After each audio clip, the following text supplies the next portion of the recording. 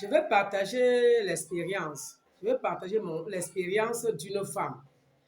Elle m'a posé la question, à savoir pourquoi son mari, son mari avait 30 ans, elle avait 25 ans.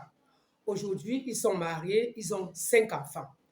Mais son mari ne fait que l'accuser d'infidélité. Et je suis allée en profondeur pour écouter cette femme. Cette femme m'a bien expliqué que son mari, à un moment donné, avait une faiblesse sexuelle. C'est-à-dire son mari, à partir de 45 jusqu'à 50 ans, avait une faiblesse sexuelle. C'était difficile de dormir avec elle.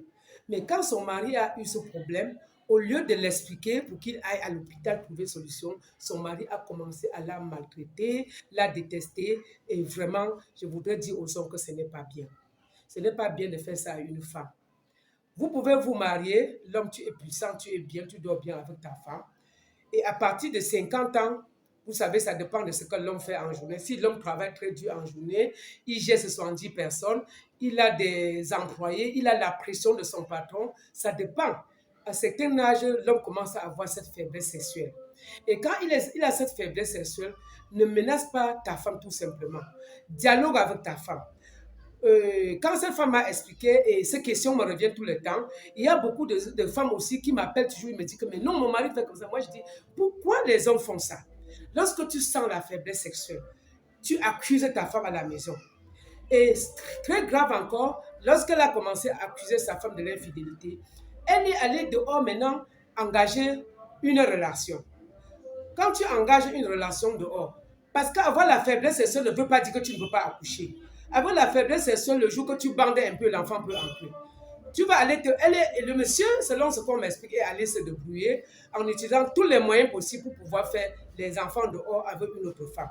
Mais quand elle revient à la maison, elle n'est plus capable de dormir avec sa femme. Ne fait que menacer sa femme pour prouver à sa femme que sa femme est mauvaise alors que c'est lui-même qui est le problème. Il a une faiblesse sexuelle. Avec cette faiblesse sexuelle, ça veut dire qu'il ne peut pas accoucher, mais il peut, comme il a déjà 5 enfants avec sa femme, il est allé dehors faire encore d'autres 3 enfants, mais à des conditions comme je vous parle. Ça veut dire que la femme m'explique que son mari a fait ces 3 enfants avec cette faiblesse sexuelle.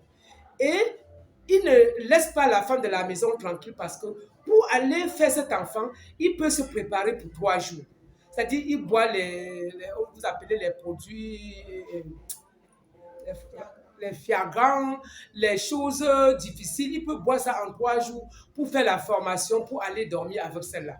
Quand tu pars dormir celle-là, tu t'épuises jusqu'à ce que l'enfant entre parce que tu te préparais pour aller grossir cette femme, pour nuire celle de dedans.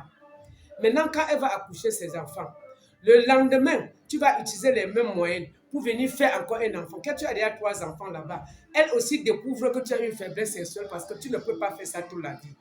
Entre-temps, maintenant, tu dis à celle de la maison pendant qu'elle boude que tu es là-bas, celle-là boude aussi que tu es rentré chez toi. Alors que toi, tu as un homme qui a une faiblesse sexuelle et que tu ne sais plus où tu pars.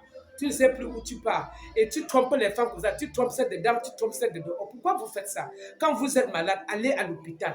Allez vous soigner. N'accusez pas votre femme. Parce que vous êtes conscient que votre femme ne peut plus aller chercher un autre mari. Comme toi, tu peux chercher une autre femme. Tu fais le chantage.